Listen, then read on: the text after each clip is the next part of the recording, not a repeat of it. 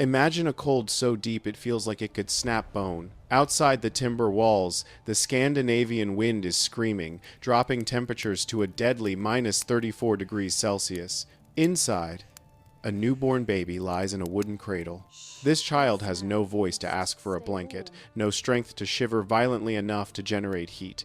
It is entirely dependent on a survival system engineered over centuries.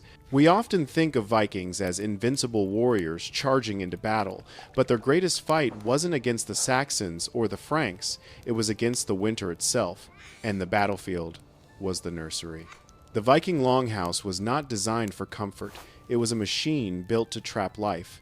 Central to this machine was the hearth, a fire pit that was never allowed to die. It didn't just cook the evening meal, it was the heart of the home, pumping heat into the earthen floor and the wooden beams. But this warmth came at a terrible price. With no chimney, only a small hole in the roof, the smoke had nowhere to go. It formed a thick, suffocating blanket near the ceiling. For a baby, this was the first deadly gamble. Stay low to breathe, but risk the cold. Or be raised up to warmth and risk the smoke? To navigate this toxic balance, Viking parents became masters of microclimates.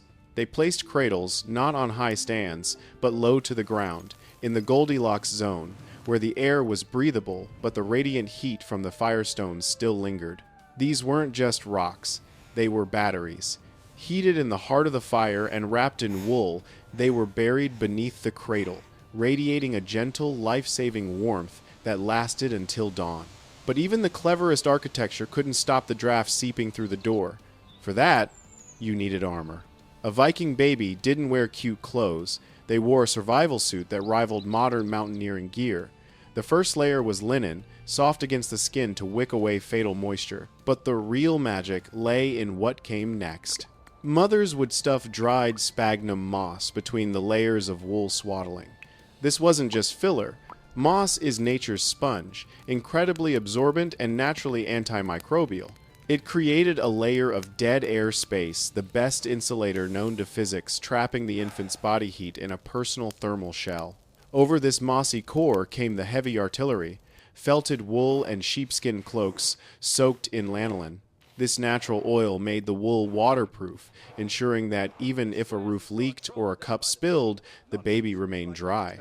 Thermal tests on these reconstructed garments have shown they could retain up to 80% of body heat in freezing conditions. It was a primitive but perfect spacesuit, designed for a world that wanted to freeze you solid. However, insulation only works if there is heat to trap, and in the deepest part of winter, a human body, even a well-wrapped one, was simply not enough. The Vikings needed a heater that didn't run on wood. They needed a heater that breathed. If you walked into a Viking longhouse at night, you wouldn't just hear snoring, you would hear chewing, bleating, and lowing. The Vikings didn't build separate barns for their animals, they brought the barn inside. This wasn't due to a lack of space, it was a calculated thermal strategy. A single 1,000-pound cow radiates about 3,000 BTUs of heat per hour, roughly the same output as a modern electric space heater. Now imagine 5 cows, 10 goats, and a few sheep packed into the other end of the room. The result was a massive biological furnace. The body heat from the livestock would rise, mix with the heat from the fire, and circulate through the house, raising the ambient temperature by a staggering 15 to 20 degrees Fahrenheit. Viking parents positioned the sleeping quarters strategically to capture this animal warmth without the mess. Babies often slept on platforms suspended in the air current between the animals and the humans, basking in the combined warmth of the herd. It was a sensory overload. The smell of manure, the sound of hooves, the humidity of breath, but it was the smell of survival. Yet, relying on cows was passive. To truly guarantee safety, the Vikings turned to an active internal fuel source that was richer than gold. Warmth isn't just about blankets, it's about calories. A starving baby freezes faster than a fed one. Viking mothers understood this intuitively. Breastfeeding in winter wasn't just nutrition, it was a thermal transfusion. The milk, rich in fat and antibodies, was delivered at body temperature, warming the infant from the core outward. Mothers would time these feedings for the warmest parts of the day, turning mealtime into a heat-soaking ritual next to the fire. When maternal milk wasn't an option, they didn't just give up. They improvised.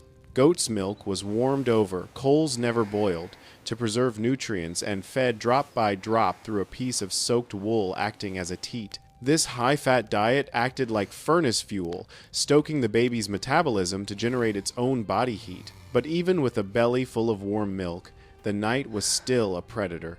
The fire would eventually dim, the animals would settle, and the temperature would begin its deadly slide toward zero.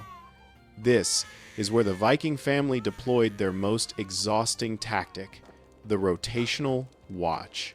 In a modern home, we turn on a monitor and go to sleep. In a Viking home, sleep was a luxury no one could fully afford. The night was divided into shifts. The grandmother might take the first watch, feeding the fire and checking the baby's breath. Then, the father would rise, rotating the baby, warming new stones, and checking the draft seals on the door. It was a relay race against hypothermia. Older children were recruited too. Their job? The sandwich. They would sleep packed tightly around the infant, their bodies acting as living insulation blocks. This communal sleeping arrangement meant that a drop in the baby's temperature would be felt immediately by the skin of a sibling or parent. The family became a single, sensitive organism, reacting instantly to the cold. Their alarm system was terrifyingly simple. It wasn't a beep or a light. It was silence. A crying baby was alive, angry, and demanding warmth. A silent baby might be slipping into the sleep of death. In our world, a crying baby is a nuisance. In the Viking world, it was a data point. Parents learned to distinguish the hunger cry from the cold cry, a weak, hoarse whimper that signaled the body was shutting down to conserve energy. When that sound was heard, the entire house mobilized. There was no discussion.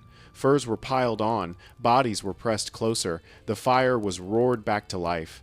This hypervigilance created a bond forged in adrenaline. It wasn't just love, it was tactical. Every morning, the baby woke up warm was a victory against the elements. It was proof that their engineering, their planning, and their endurance had triumphed over the lethal Nordic winter. But survival was only the first step. These babies, kept alive by moss and cow's breath, would grow up to be the navigators who crossed the Atlantic and the warriors who shook empires. The Viking longhouse was more than a home. It was an incubator for resilience. The babies who survived these freezing nights didn't just get lucky. They were the beneficiaries of a sophisticated scientific approach to survival that predates modern technology. They learned, from their very first breath, that life is a team sport and that warmth must be fought for. So, the next time you adjust your thermostat or zip up a fleece jacket, remember the Viking baby wrapped in moss, sleeping above a cow, kept alive by the vigilance of a sleepless mother. Their survival is the reason their history exists at all. We often focus on how Vikings died in battle, with a sword in hand. But how they lived, and how they kept their most vulnerable alive, is a story of equal bravery. It reveals a tenderness and ingenuity that the sagas often leave out.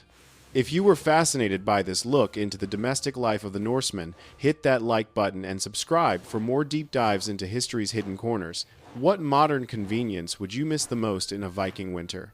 Let us know in the comments below. Until next time, stay warm.